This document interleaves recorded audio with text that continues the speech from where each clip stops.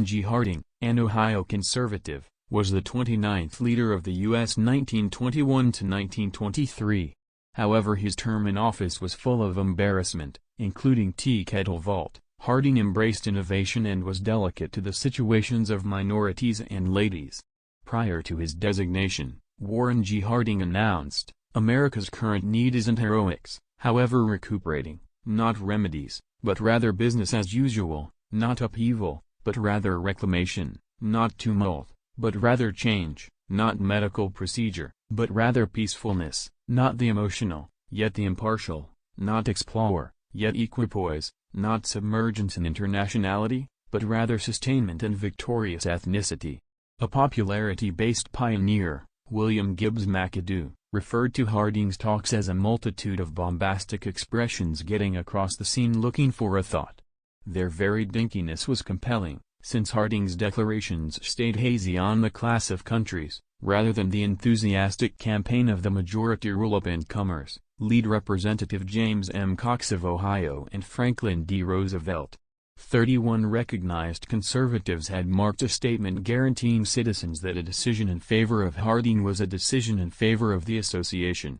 Yet, Harding deciphered his political race as in order to avoid the class of nations. Harding, brought into the world close to Marion, Ohio, in 1865, turned into the distributor of a paper. He wedded a divorced person, Mrs. Florence Klingde Wolfe.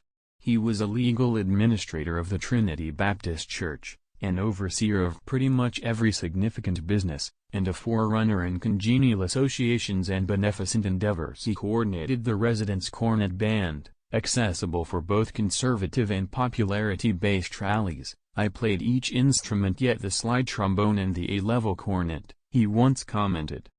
Harding's undeviating republicanism and lively talking voice, in addition to his eagerness to let the machine managers set approaches, drove him far in Ohio legislative issues. He served in the state Senate and as lieutenant lead representative, and fruitlessly ran for lead representative. He conveyed the selecting address for President Taft at the 1912 Conservative Show. In 1914 he was chosen for the Senate, which he found an extremely lovely spot. An Ohio admirer, Harry Dougherty, started to advance Harding for the 1920 conservative designation since, he later made sense of, he seemed to be a president. In this manner a gathering of congresspersons, assuming command over the 1920 conservative show when the chief up-and-comers stopped, went to Harding. He won the official political race by a remarkable avalanche of 60% of the well-known vote.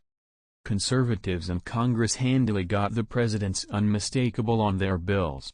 They wiped out wartime controls and cut charges, laid out a bureaucratic financial plan framework, re-established the high defensive tax, and forced tight limits upon immigration. By 1923 the post-bellum gloom appeared to be giving way to another flood of flourishing, and papers hailed Harding as a shrewd legislator completing his mission: guarantee less government in business and more business in government.